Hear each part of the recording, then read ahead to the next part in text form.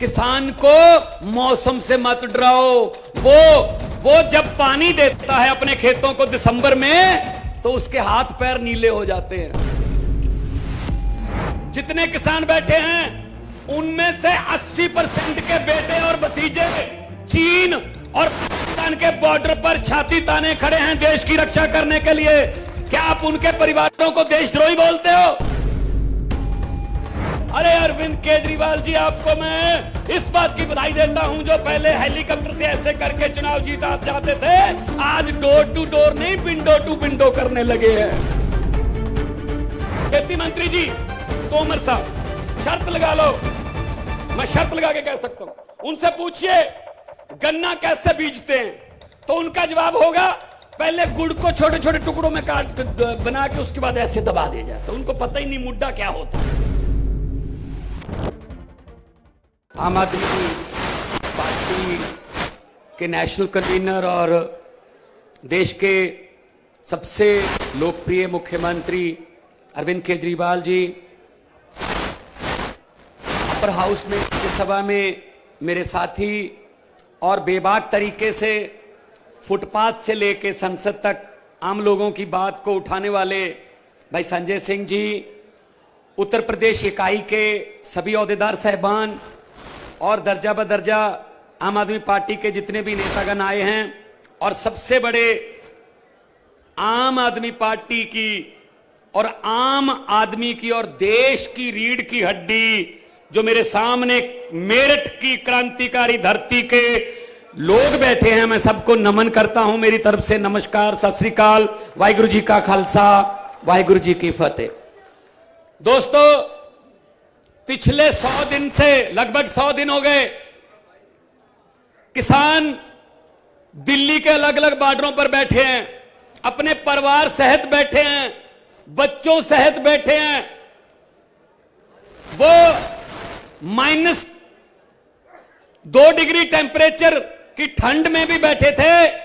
अभी टेम्परेचर बढ़ रहा है, 50-55 तक जाएगा, तब भी बैठे रहेंगे, क्योंकि मैंने पार्लियामेंट में भी कहा था किसान को मौसम से मत डराओ। वो जब पानी देता है अपने खेतों को दिसंबर में तो उसके हाथ पैर नीले हो जाते हैं। उनको ठंड से मत डराओ, उसको गर्मी से मत डराओ। और सबसे बड़ी दुखदायक बात यह है कि उनको टैग कैसे दिए जा रहे हैं मोदी गवर्नमेंट की तरफ से। ये तो देशद्रोही हैं, ये तो माओवादी हैं, ये तो अर्बन नक्सली हैं, ये तो आतंकवादी आ गए। अरे टिकरी बॉर्डर पे, गाजीपुर बॉर्डर पे, सिंगू बॉर्डर पे जितने किसान बैठे हैं उनमें से 80% के बेटे और भतीजे चीन और पाकिस्तान के बॉर्डर पर छाती ताने खड़े हैं देश की रक्षा करने के लिए। क्या आप उनके परिवारों को देशद्रोही बोलते हो? शर्म नहीं आती बीजेपी वालों? आपको शर्म करनी चाहिए इनको। मैं पंजाब की धरती से आया हूं, मैं जलियांवाला बाग की धरती से आया हूं, मैं शहीद आजम भगत सिंह की धरती से आया हूं, मैं शहीद उधम सिंह के शहर से आया हूं, और मैं मंगल पांडे की धरती को नमन करने आया हूं, जिसने 1857 में ऐसा गदर खड़ा किया, इस सरकार की जड़ें हिल गई थी। ये महापंचायत भी वही काम करने वाली है, इतिहास अपने आप को दोहराएगा। मैं जब आ रहा था संगरूर से बाया करनाल शामली, मुझे तो कोई फर्क नहीं पता चला कब मैं हरियाणा में एंटर हो गया, कब मैं यूपी में हो गया एंटर, क्योंकि इधर उधर जो फसलें थी वो बिल्कुल एक जैसी हैं। हमारे पंजाब में भी गेहूं इतना ही बड़ा हो गया जहां जितना आपके यहां, हमारे पंजाब में भी सरसों के फूल उतने ही पीले हैं जितने आपके यहां हैं। हमारे पंजाब में भी गन्ना ऐसे ही खड़ा है, आपके यहां भी खड़ा है, और हमारे पंजाब में भी गन्ने की पेमेंट नहीं हुई, आपके यहां भी पेमेंट नहीं हुई। मुझे तो कोई फर्क नहीं लगता इसमें, समस्याएं सेम हैं, समस्याएं एक हैं, तो समस्याएं एक है तो उसका हल भी एक है। जिन समस्याओं का हल दिल्ली में हो चुका है और जिन समस्याओं का हल दिल्ली में अरविंद केजरीवाल ने किया है, तो सभी समस्याओं का हल आपके सामने बैठा है अरविंद केजरीवाल। दिल्ली की लड़ाई को याद करो, जब दिल्ली में अरविंद केजरीवाल लड़ते हैं कौन होता है इनके साथ? हम सब होते हैं, हमें कौन जानता देश में। अरविंद केजरीवाल के नाम पे लड़ते हैं, ये जाते हैं। और दूसरी तरफ कौन होता है? पूरा मंत्रिमंडल केंद्र सरकार का, सभी मुख्यमंत्री, दुख्यमंत्री, सभी जितने अमित शाह पर्चे बांट रहा होता है हाथ से। अरे अरविंद केजरीवाल जी, आपको मैं इस बात की बधाई देता हूं, जो पहले हेलीकॉप्टर से ऐसे करके चुनाव जीता जाते थे, आज डोर टू डोर नहीं, विंडो टू विंडो करने लगे हैं, धरती पे आ गए हैं। उनको धरती पे उतारने का काम अरविंद केजरीवाल ने किया है। लोकतंत्र में लोग बड़े होते हैं, नेता बड़े नहीं होते। जब नेता मोदी जी की तरह अपने आप को लोकतंत्र से बड़े समझने लगते हैं तो लोग बहुत सियाने हैं भाई साहब। लोग जब चाहें आदमी अर्श पर और आदमी अहंकार में आ जाए मोदी जी की तरह, तो लोग कहते आजा बेटा फर्श पर। बड़े उतारे हैं। इंदिरा गांधी हार गई थी, वाजपेयी जी हार गए थे। तो ये अहंकार नहीं करना चाहिए। अहंकार का सिर नीचे होता है। और क्या कैसे रोक रहे हैं भाई पंजाब वालों को, यूपी वालों को? ऐसे तो बॉर्डर जो बनाते हैं ना, दुश्मन की फौज को रोकने के लिए बनाते हैं कि अगर वो यहां तक आ गए तो ये पुल उड़ा देंगे हम। अगर वो दुश्मन की फौज यहां तक आ गई, यहां बारूदी सुरंग बिछा देंगे। अगर यहां तक आ गए तो कटीली तारें लगा देंगे। बिल्कुल वैसा ही किसानों के साथ। क्या क्या देशद्रोही आ रहे हैं? कोई दुश्मन की फौज हमला करने आ रही है।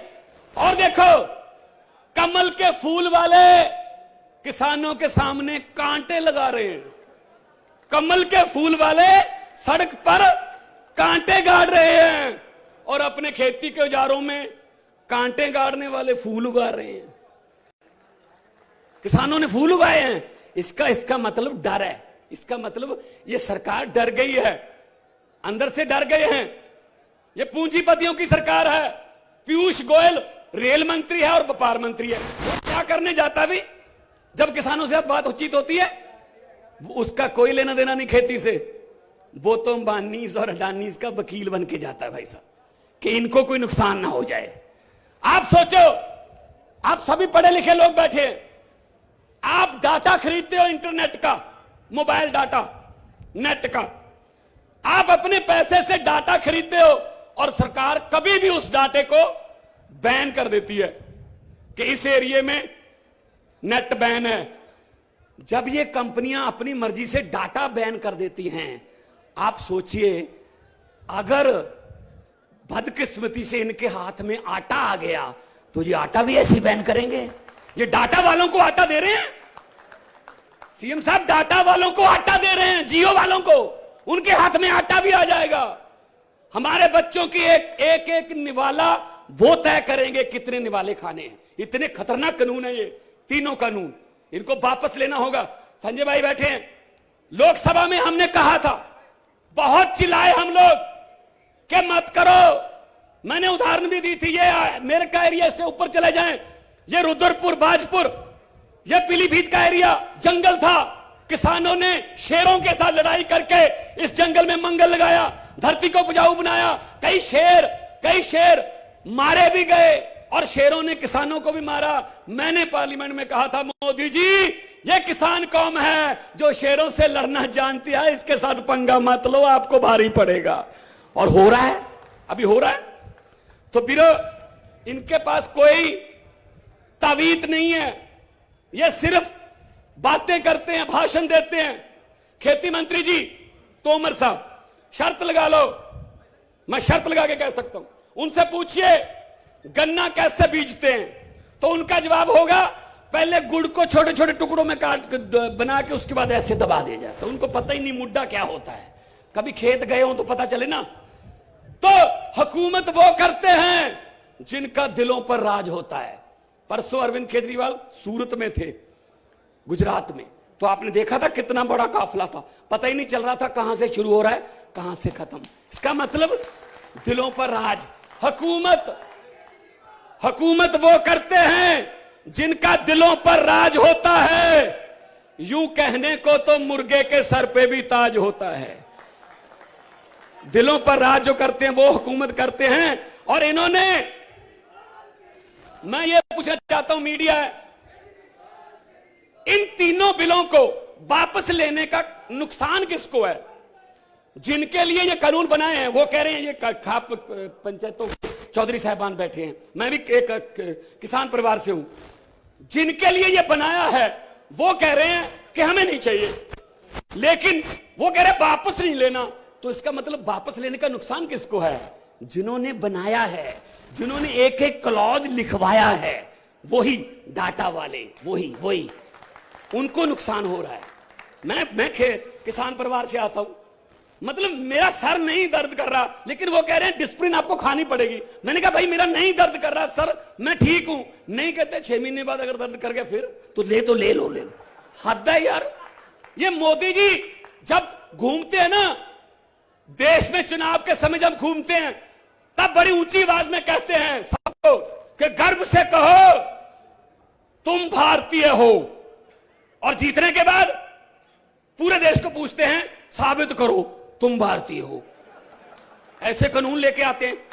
इनको असल में इनको ये हो गया कि बड़े बड़े सीए वगैरह के कानून हम लाए, लोगों ने विरोध किया, लाठीचार्ज किया, आंसू गैस के गोले छोड़े, चलो जी खत्म। लेकिन इनको ये पता नहीं था कि अब पाला किसान से पड़ा है जो मिट्टी से सोना उगा लेता है। अब पाला उसके साथ पड़ा है। अब छेती जल्दी ये आंदोलन खत्म होने वाला नहीं है। कई लोग पूछते हैं हमसे कि अब क्या होगा, शायद ये बिखर गया। नहीं, बिखरा नहीं है, ये फैल गया। देखो यहां तक आ गया, शामली महापंचायत हुई पंजाब में। मैं आपको बताना चाहता हूं, आपके दोस्त मित्र कोई होंगे, पंजाब में 21 मार्च को दिन एतवार को मोगा जिले के बागा पुराना में हम किसान महासम्मेलन कर रहे हैं, जिसमें लाखों लोग, पूरा पंजाब वहां पे इकट्ठा करके अरविंद केजरीवाल जी को बुलाकर मोदी सरकार की जड़ें हिलाने का काम करेंगे 21 मार्च को। जो मैं आखिरी 2 लाइनें कह के अपना स्थान लूंगा, क्योंकि मुख्यमंत्री साहब ने बोलना है। जो ये कहते हैं ना कि पता नहीं क्या हो गया क्या होगा, मैं उनके लिए 2 लाइनें कहना चाहता हूं कि इंसाफ का दिन नहीं चढ़ेगा जिन लोगों के दिल से ये डर नहीं जाता। इंसाफ का दिन नहीं चढ़ेगा जिन लोगों के दिल से ये डर नहीं जाता। मेरठ की क्रांतिकारी धरती से मैं कह रहा हूं कि उनको समझा देना कि रात लंबी होने का मतलब सूर्य मर नहीं जाता, सूर्य चढ़ेगा, यहीं से चढ़ेगा, इसी धरती से चढ़ेगा। पंजाब, उत्तर प्रदेश इकट्ठे होकर आजादी की लड़ाई भी लड़ते रहे हैं, और पंजाब और उत्तर प्रदेश ने आजादी की लड़ाई को लीड किया था।